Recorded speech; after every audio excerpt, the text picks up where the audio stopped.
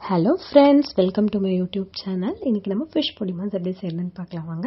இதுக்கு நான் மூணு காணங்கத்த மீன் எடுத்துருக்கேன். அதில் இருக்க முள் எல்லாத்தையும் தனியாக எடுத்து அது எல்லாமே கொஞ்சம் உதிரியாக ஆக்கி வச்சுருக்கேன்.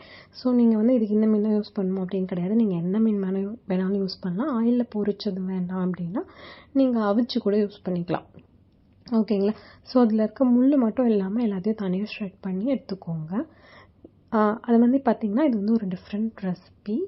அவங்களோட குழந்தைங்களுக்கு இது ரொம்ப ரொம்ப பிடிக்கும். ஸோ ஃபிஷ்ஷை நார்மலாக ட்ரை பண்ணி சாப்பிட்ட எல்லாருக்குமே இது ஒரு பொடி மாசாக சாப்பிடும்போது ரொம்பவே ஒரு டிஃப்ரெண்ட் டேஸ்டியாக இருக்கும். ரசம் சாதத்துக்குலாம் வச்சு சாப்பிடும்போது சூப்பராக இருக்கும். ஒரு 2 மட்டும் உடச்சி நல்லா பீட் பண்ணி எடுத்துக்கிறேன். அதுக்கப்புறம் ஒரு பேன் சூடு பண்ணிவிட்டு அதில் கொஞ்சோண்டு ஆயில் ஊற்றிட்டு கடுகு பெருஞ்சீரகம் இருந்தால் கொஞ்சம் போட்டுக்கோங்க. போட்டுட்டு வெங்காயம், பச்சை மிளகாய் இதெல்லாமே பொடியை நறுக்கி வச்சுருக்கேன். அதையும் ஆட் பண்ணுறேன். அது நல்லா ஒரு 2 to 3 minutes ஒரு கோல்டன் ப்ரௌன் கலர் வர வரைக்கும் நல்லா வதக்கிக்கோங்க. இது பார்த்திங்கன்னா ஒரு ரொம்பவே சூப்பர்பான வெயிட் லாஸ் ரெசிபிங்க. எனக்கு வெயிட் லாஸ் பண்ணுறதுக்கு என்னோடய டயட்டிஷியன் சொன்ன ரெசிபி. இது சாப்பிட்டிங்கன்னா இதில் ஒமேகா 3 ஃபேட்டி ஆசிட் இருக்கிறதால உங்களுக்கு வெயிட் லாஸ் பண்ணுறதுக்கு ரொம்பவே ப்ரமோட் பண்ணுவோம். இதில் ப்ரோட்டீன் ரிச் ஃபுட் இது. ஓகேங்களா? ஸோ இது மாதிரி டிஃப்ரெண்ட் ரெசிபிஸ் வேணும்னா நம்மளோட யூடியூப் சேனலை நீங்கள் சப்ஸ்கிரைப் பண்ணிடுங்க. அண்ட் இப்போ வெங்காயம் கொஞ்சம் பொன்னிறமாக வந்துடுச்சு.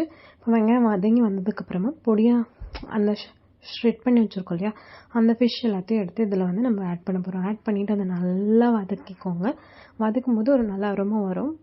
அப்போவே உங்களுக்கு சாப்பிட்ணும் அப்படின்னு இருக்கும். இது ஃபிஷ் மாதிரியே இருக்காது. ஒரு சிலவங்களாம் குழந்தைங்களாம் ஃபிஷ் சாப்பிட மாட்டாங்க. பெரியவங்க கூட ஃபிஷ் ஸ்மெல் பிடிக்காது, சாப்பிட மாட்டேன்னு சொல்லுவாங்க. ஆனால் அவங்க கூட இதை விரும்பி சாப்பிடுவாங்க இந்த டிஷ்ஷை. ஸோ இதில் முட்டை போட்டுட்டு அதையும் நல்லா வதக்கிக்கோங்க. அதுக்கப்புறம் தேவையான அளவு உப்பு, மிளகுத்தூள், காரம் எந்த அளவுக்கு தேவையோ அந்த அளவுக்கு மிளகுத்தூள் போட்டுக்கோங்க. போட்டுட்டு அது நல்லா நம்ம எப்பயுமே முட்டை பொடி மாஸ் பண்ணுவோம் இல்லையா, அந்த மாதிரி பண்ணிக்கோங்க. பண்ணிங்க அப்படின்னா வேறு லெவலில் ரெடி ஆகிடுச்சுன்னு உங்களோட ஃபிஷ் பொடி மாஸ் ரெசிபி.